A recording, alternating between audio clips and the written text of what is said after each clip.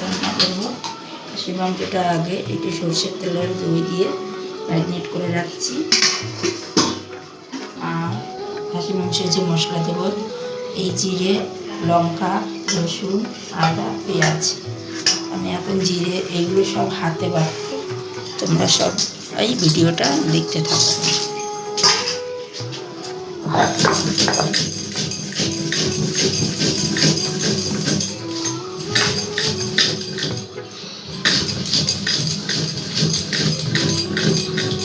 দেখুন বন্ধুরা, খাসির মাংসতে যে আমি আদা জিরেটা বাটা দিই, সেটা এখন বাটা হয়ে গেছে।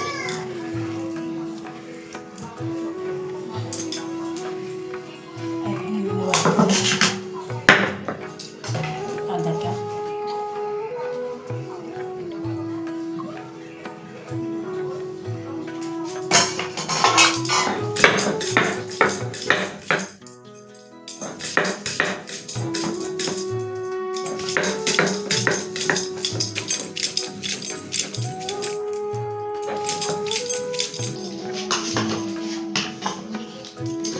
হয়ে এলো।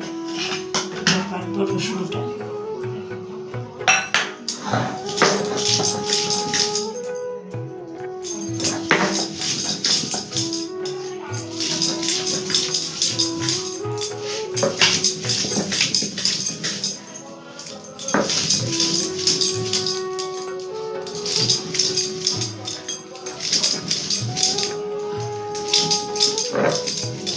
রসুনটা বাটা হয়ে গেল, মশলা করা হয়ে গেল বন্ধুরা।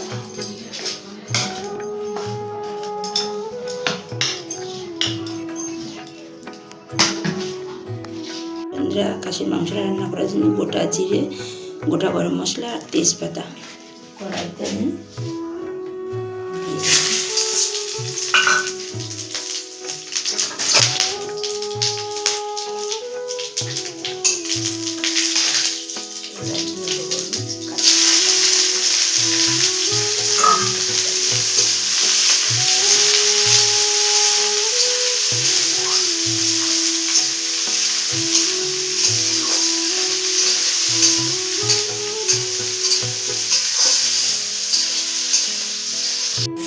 লাল লাল ভাজা হয়ে গেছে। আর খাসির মাংসটা যে আমি ম্যারিনেট করে রেখেছিলাম দই আর সরষের তেল দিয়ে, এবার আমি পেঁয়াজ ভাজার মধ্যে মাংসটা দিয়ে দেবো।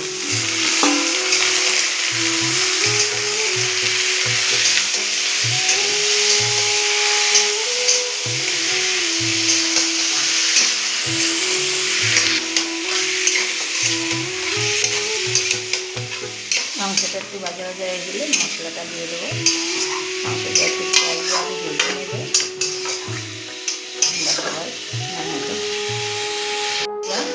মাংসটা একটু আমি পেঁয়াজটা দিয়ে ভাজা ভাজা করে নিলাম। এখন আমি এই মশলাগুলো দিয়ে দিলাম। আদা বাটা, রসুন বাটা, জিরে লঙ্কা বাটা, হলুদ, লবণ পরিমাণ মতো সব আমি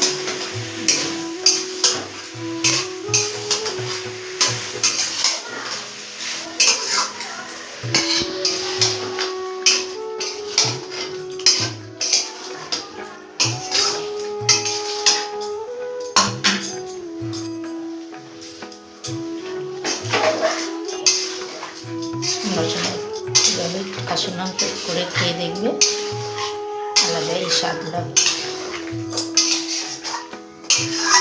আমার আজকে ইচ্ছা নেই প্রেশারে দেওয়ার, কিন্তু মাংসটা না গললে প্রেশারে দিতে হবে। মাংসটা যদি গলে যায় তাহলে প্রেশারে দেবো না বন্ধুরা। এইভাবেই ধীরে ধীরে গ্যাস কমিয়ে রান্না করবো।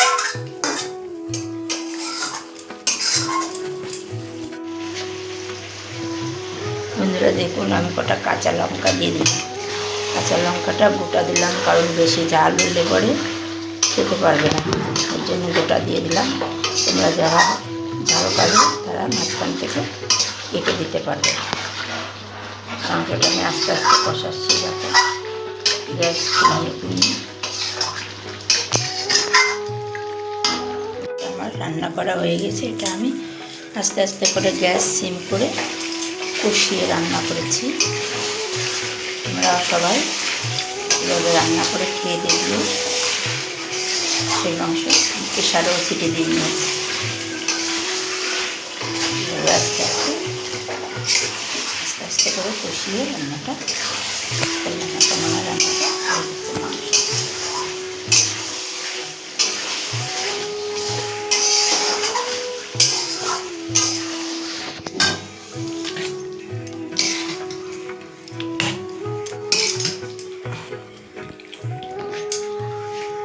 আমার খাসি মাংস রান্না শেষ।